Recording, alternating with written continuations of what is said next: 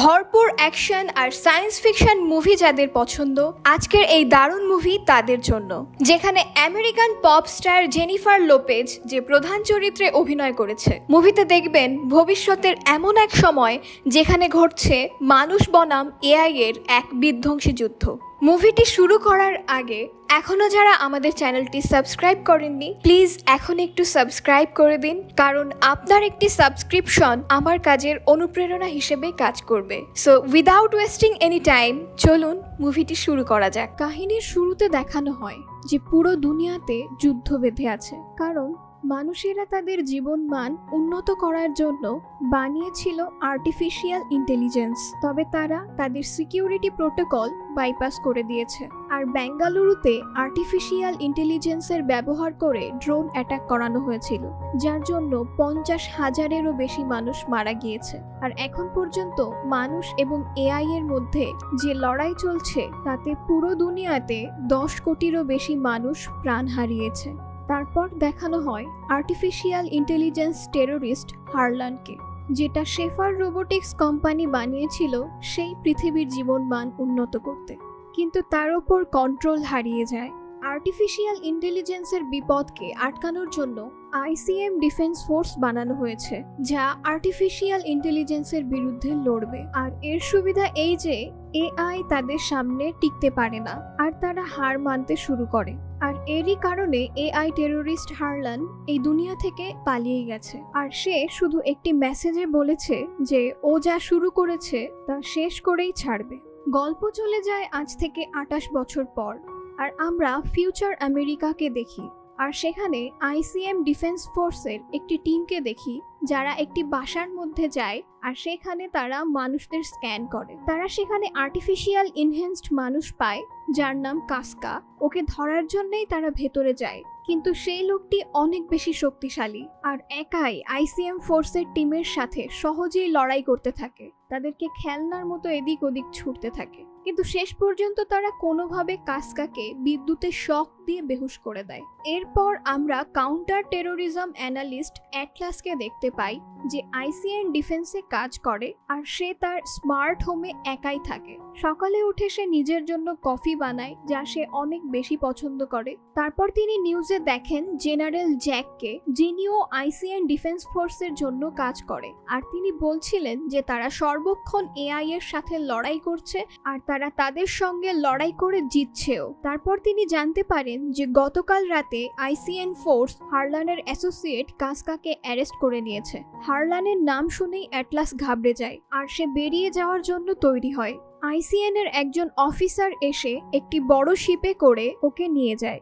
এরপরে আমরা জেনারেল জ্যাককে দেখি, যিনি অ্যাটলাসের ওপর অনেক বেশি কনফিডেন্ট ছিলেন যে সে এআই এর ওপর অনেক রিসার্চ করেছে আর সে হারলানের ব্যাপারেও অনেক কিছু জানে। কর্নেল বলছিলেন যে অ্যাটলাসের সাথে কেউই কাজ করতে চায় না, কারণ তিনি একজন অ্যান্টি সোশ্যাল। সে কারোর সাথে কথাও বলে না, কারোর সাথে মিলেমিশেও চলে না। যদি তারা আজ ফেইল হয়ে যায় তাহলে কাস্কা চিরতরের জন্য শাটডাউন হয়ে যাবে আর আমরা আবারও হারলানকে হারিয়ে ফেলবো। অ্যাটলাস জেনারেলের সাথে দেখা করে আর দুজনে কথা বলতে থাকে। আর জেনারেল বলেন যে অবশ্যই হারলানের মাথায় কোনো প্ল্যান চলছে, এজন্য সে তার অ্যাসোসিয়েটকে পাঠিয়েছে। অ্যাটলাস কাস্কার সঙ্গে কথা বলার জন্য যায় আর তাকে জিজ্ঞাসা করে যে হারলান কোথায়। ও তাকে বিদ্যুতের শক দেয় আর তার সিস্টেমকে রিসেট করার বিষয়ে চিন্তা করে। তারপর অ্যাটলাস ট্র্যাপে ফাঁসিয়ে হারলানের লোকেশন জেনে যায়। এরপরে ও শক দিয়ে ওকে শেষ করে ফেলে। প্রত্যেকেই অ্যাটলাসের প্রতি বেশ ইমপ্রেস হয়েছিল, কারণ এত বছর ধরে যা আইসিএন করতে পারেনি, এআই টেরোরিস্টের ঠিকানা খুঁজে বের করে তা আজ অ্যাটলাস করে দেখিয়েছে। জেনারেল অ্যাটলাসকে জিজ্ঞাসা করে সে কি ঠিক আছে। অ্যাটলাস বলে আমিও এই মিশনে যেতে চাই। তারপর জেনারেল ওকে কর্নেলের সাথে সাক্ষাৎ করায়, যিনি এই মিশনে খুঁজে বের করবেন যে হারলান কিভাবে তার সিকিউরিটি সিস্টেমকে বাইপাস করেছে। অ্যাটলাস তাদের বলতে থাকে যে আপনারা একটি অপারেশন চালাতে চাচ্ছেন, তাও এমন একটি প্ল্যানেটে যেখানে কেউই যায়নি, আর আপনারা সবথেকে বড় শত্রুকে হারাতে চাচ্ছেন। আপনারা এমনটা করতে পারবেন না। কর্নেল যেতে প্রায় ছিল আর অ্যাটলাস তাদেরকে বলে যে তোমরা নিজেরাও মরবে, পুরো টিমকেও হত্যা করবে। তিনি অ্যাটলাসকে বলে আমি আপনাকে কিছু দেখাতে চাই, আর তিনি অ্যাটলাসকে জয়ী নামের একটি রোবটের সঙ্গে দেখা করায়। এটি হলো এক ধরনের স্যুট যেটাকে এখানে রেঞ্জার্স কন্ট্রোল করে থাকে। এটি আটলাসকে কফি দেয় যেটা আটলাস পছন্দ করে, আর কর্নেল বলে যে এই রোবট আসলে তার সাথে লিঙ্কড হয়ে আছে একটি ডিভাইসের সাহায্যে। এটা দেখে অ্যাটলাস বলে যে এটা তো নিয়মের বিরুদ্ধে, আর এই ডিভাইস যেটাকে নিউরাল লিঙ্কও বলা হয় এটার ইনভেনশন আটলাসের মা ভ্যাল করেছিলেন। কর্নেল বলে যে এটি একদমই সেফ, তোমার মায়ের সাথে যা কিছু হয়েছে আমি জানি যে এজন্য তুমি হারলানের উপর অনেক রেগে আছো। আর সে ওকে বোঝায় যে আপনাদের কাছে তাদের সাথে মোকাবেলা করতে বড় বড় রোবটস আছে। অ্যাটলাস বলে যে যদি তোমরা ওদেরকে ধরতে চাও তাহলে আমাকে এই মিশনে যেতে হবে। অ্যাটলাস এখানের একজন টপ অ্যানালিস্ট, কর্নেল এজন্য রাজি হয়ে যায় আর জেনারেলও পারমিশন দিয়ে দেয়। এরপর তাদের স্পেসশিপ বেরিয়ে পড়ে, তবে পৃথিবীর চারিদিকে একটি ডিফেন্স মেকানিজম লাগানো আছে, এক ধরনের প্রোটেক্টিভ লেয়ার, আর কড়া চেকিং হওয়ার পরেই তাদেরকে বাইরে যাওয়ার পারমিশন দেওয়া হয়। ভিতরে আটলাস কাজ করতে থাকে একটি ফটোতে যেখানে ওই ছোট শিশুটি ছিল আর তার মা ছিল এবং সাথে হারলানও ছিল, যে আগে তাদের ঘরে সার্ভেন্টের কাজ করত। এরপর অ্যাটলাস তার মায়ের একটি রেকর্ডিং চালায় যেটাতে তার মা এআই এর ক্ষমতা সম্পর্কে বলছিলেন, যে এআই আজকের দিনে আমাদের জীবনের একটি গুরুত্বপূর্ণ অংশ হয়ে গিয়েছে। যদি মানুষেরা বিলুপ্ত না হতে চায় তো আমাদেরকে এআই এর সঙ্গে যুক্ত হওয়ার একটি উপায় খুঁজতে হবে, যা হলো একটি নিউরাল লিঙ্ক যেটা মানুষ এবং আর্টিফিশিয়াল ইন্টেলিজেন্সকে যুক্ত করে আর দুজনে নিজেদের ক্ষমতাকে যোগ করে এক বিস্ময়কর দুনিয়া বানাতে পারে। এবার আমরা অ্যাটলাসকে দেখি যে মিটিং এর জন্য আসে আর সে সবাইকে প্রিন্ট আউট দিতে শুরু করে আর তাদেরকে বলে যে আপনারা সবাই নিজেদের নিউরাল লিঙ্ক খুলে ফেলুন। অপারেশন ডাউনলোড করা উচিত হবে না, কারণ যে কোনো ডিভাইস হ্যাক হতে পারে। এজন্য তারা তাদের নিউরাল লিঙ্ক খুলে ফেলে। অ্যাটলাস তাদেরকে এন্ড্রোমেডা গ্যালাক্সির ব্যাপারে বলতে শুরু করে যে ওই গ্রহটি মানুষের থাকার যোগ্য নয়। কিছু লোক অ্যাটলাসকে নিয়ে কথা বলছিল যে সে খামোখা এত বেশি টেনশন নিচ্ছে, কিন্তু অ্যাটলাস তাদেরকে বলতে থাকে যে আমি হারল্যান্ডকে কাছ থেকে জানি, আর তোমরা যে নিউরাল লিঙ্ককে নিয়ে এত লাফাচ্ছ সেটাও আসলে একটি ডিভাইস যেটা সহজেই হ্যাক করা সম্ভব, আর হারল্যান্ড একটি সিকিউরিটি প্রোটোকলকে বাইপাস করে নিয়েছে, তো তোমাদের এই ডিভাইস ওর সামনে কিছুই না। তারা GR39 নামের প্ল্যানেটের নিকটে পৌঁছায় যেখানটা তাদের গন্তব্যস্থল। সবাই তৈরি হচ্ছিল আর অ্যাটলাস সবগুলো রোবটকে দেখে ভাবছিল যে জানি না এদের ব্যবহার নিরাপদ কিনা। কর্নেল অ্যাটলাসকে বলে যে আপনি আমার টিমকে ভয়ই পাইয়ে দিয়েছেন, মিশনের 15 মিনিট আগে এমন স্পিচ দেওয়া যায় না। অ্যাটলাস ক্ষমা চায় আর তাকে বোঝায় যে হারল্যান্ডকে ধরা খুবই কঠিন। যদি তোমার এমন মনে হয় যে তুমি ওকে ধরে ফেলেছো, যার অর্থ যে ও কোনো ট্র্যাপ বিছিয়েছে।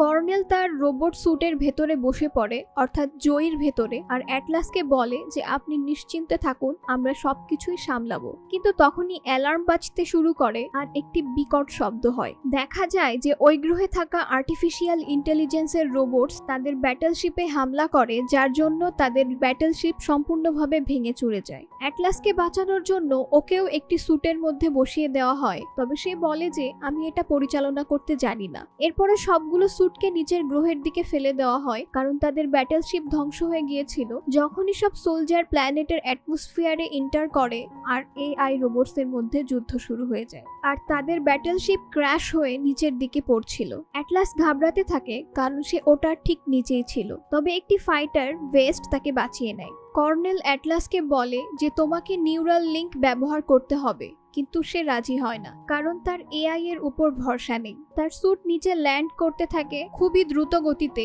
যার জন্য ওর মাথায় আঘাত লাগে। যখন ওর জ্ঞান ফেরে সে কারোর সাথে কন্ট্যাক্ট করার চেষ্টা করে, কিন্তু ওর কাছে কারোরই রেসপন্স ফিরে আসে না আর তিনি কাঁদতে থাকেন। তারপর তিনি তার স্যুট এর সিস্টেমকে অন করেন, যেটা ওকে জানায় যে তাদের রেস্কিউ পড এখন কোথায় আছে। এটা শুনে অ্যাটলাস ওকে বলে যে তাহলে দ্রুত আমাকে সেখানে নিয়ে চলো, কিন্তু ও জাম্প করে করে যাচ্ছিল, এজন্য অ্যাটলাস ওকে বলে থামতে, তাহলে রোবটস তাদেরকে দেখে ফেলবে আর এখানেই মেরে দেবে। যার পরে অ্যাটলাসের রেটিনা স্ক্যান করা হয় আর স্যুটের ওপর ও পুরো কন্ট্রোল পাওয়ার পরে হেঁটে হেঁটে যেতে শুরু করে, যাতে করে ও রোবটসদের নজর থেকে বেঁচে থাকতে পারে। অ্যাটলাস ওর স্যুটকে জিজ্ঞাসা করে যে তাদের কাছে কতগুলো অস্ত্র আছে। স্যুট বলতে থাকে যে তাদের কাছে টোটাল 7টি অস্ত্র আছে আর একটি আয়ন বমও আছে। যদি সিচুয়েশন খারাপ খারাপ হয়ে যায় তো তারা এটাকে ব্যবহার করতে পারে। ও বলে যে ওর নাম স্মিথ, আর অ্যাটলাস বলে যে নাম কি বেশি গুরুত্বপূর্ণ, তুমি তো একটি কম্পিউটার প্রোগ্রাম। স্মিথ বলে যে না, আমি কোনো প্রোগ্রাম নই। এরপর তারা এগিয়ে যেতে থাকে আর এখনো রেস্কিউ পড 89 কিলোমিটার দূরে আছে। তারা বরফের ডেজার্টকে পার করে একটি জঙ্গলে পৌঁছায় যেখানে অ্যাটলাস ড্রপ পয়েন্ট দেখতে পায়। তবে সেখানে সব সিপাহীরা মারা গিয়েছে। আইসিএন এর কোনো সিপাহী এখন আর বেঁচে নেই।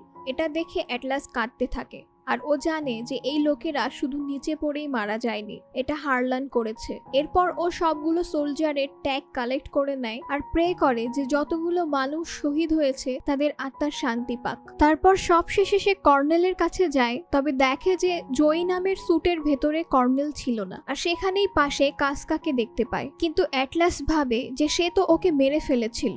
ও বুঝতে পারে যে হারলান আরো একটি বানিয়ে নিয়েছে। এখানে আরো অনেক রোবটস এসে গিয়েছিল, এজন্য এখন অ্যাটলাসকে লড়াইয়ের জন্য তৈরি হতে হবে। ও ঘাবড়াতে থাকে যে ও কোনো সোলজার নয়। তারপর ঝামেলা শুরু হয় আর এআই রোবটস অ্যাটলাসের পিছনে পড়ে যায়, তাদের উপর আক্রমণ করে। কিন্তু সামনে ও একটি তুফান ধেয়ে আসতে দেখতে পায়, যার মধ্যে ও ফেঁসে যায়। যখনই ও বাইরে বের হয়, রোবটস ওর পিছনে চলে আসে আর প্রচন্ড ভয়ে ও স্মিথকে বলে যে এআই বম ফায়ার করো। প্রথমে তো স্মিথ বম ইউজ করতে বারণ করে, তবে অ্যাটলাস ওকে ফোর্স করে, তো স্মিথ ওর আদেশ মানে। আর বম ব্লাস্ট হওয়ার কারণে দুশ্মনের সাথে সাথে সবকিছু পরিষ্কার হয়ে যায়। কিন্তু কাসকা ওখানে পৌঁছে যায় আর সে অ্যাটলাসকে মারতেই যাচ্ছিল, তখনই ওখানের ভূমি ধসে পড়ে। বম ব্লাস্ট হওয়ার কারণে জমিন নড়বড়ে হয়ে গিয়েছিল, যে ওর পায়ে ফ্র্যাকচার হয়ে গিয়েছে। এরপর স্মিথ যেখানে ফ্র্যাকচার হয়েছে সেখানে মেটালের টুকরো লাগিয়ে দেয়, আর এতে অ্যাটলাসকে অনেক পেইন সহ্য করতে হয়।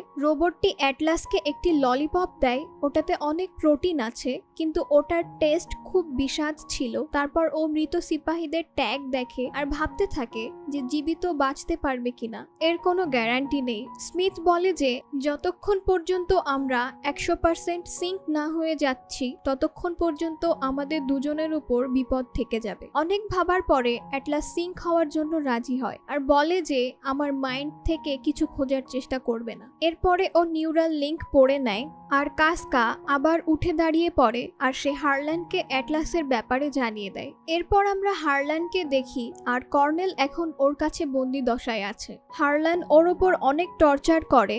সিঙ্ক হওয়ার কারণে স্মিথ অ্যাটলাসকে অনেক প্রশ্ন জিজ্ঞাসা করতে শুরু করে আর বলে যে হারলানের নাম শুনতেই আপনার মধ্যে একটি স্পাইক দেখা যায়, আপনি কি তাকে ভালোবাসতেন? অ্যাটলাস বলে যে না। তারপর ও স্মিথকে নিজের একটি মেমোরি দেখায় যখন হারলান ওদের ঘরে সার্ভেন্টের কাজ করত।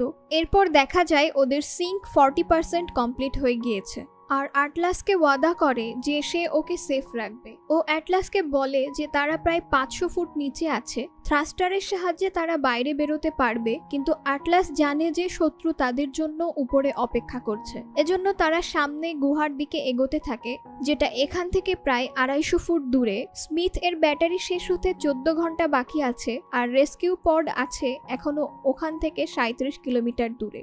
তখনই ওদের উপর একটি ড্রোনের চোখ পড়ে যায় আর কাসকা ওদের পিছু নিতে শুরু করে। অ্যাটলাস একটি পাথুরে মরুভূমিতে পৌঁছায় আর সেখানে পাথরের উপর এক অদ্ভুত ধরনের নীল রং জ্বলজ্বল করছে, আর এটার মতোই চকমক সামনের ফুলেদের মধ্যেও আছে। অ্যাটলাস এগুলো দেখে বলে যে এগুলো অনেক সুন্দর, আর সে ওই উদ্ভিদগুলোর নাম রাখে প্ল্যান্টি। এখন এটা জেনে যে কাসকা ওদের পিছু নিতে পারে, স্মিথ সেখানে আগে থেকেই বম লাগিয়ে রেখেছিল যেটা ওরা ব্লাস্ট করে দেয়, আর তারা মনে করে যে কাসকা মরে গেছে হয়তো। তারপর তারা এগিয়ে যেতে থাকে আর তখনই কাসকার কাটা মাথা দেখতে পায়, আর তারা ওর মাথাকে চূর্ণ করে দেয় যার ভেতরে ট্রান্সমিটার লাগানো ছিল। তারা বুঝতে পেরেছিল যে হারলান সামনেই আছে। অ্যাটলাস হারলানের লোকেশন পর্যন্ত পৌঁছে ওই স্থানকে ট্যাগ করতে চায় যাতে করে আইসিএন এর সিপাহীরা সে জায়গাকে সহজেই ডিস্ট্রয় করতে পারে, কিন্তু স্মিথ এটা করতে বারণ করে কারণ সেখানে যাওয়া বিপজ্জনক হতে পারে। অ্যাটলাস নিজের নিউরাল লিঙ্ক খুলে চলে যাচ্ছিল,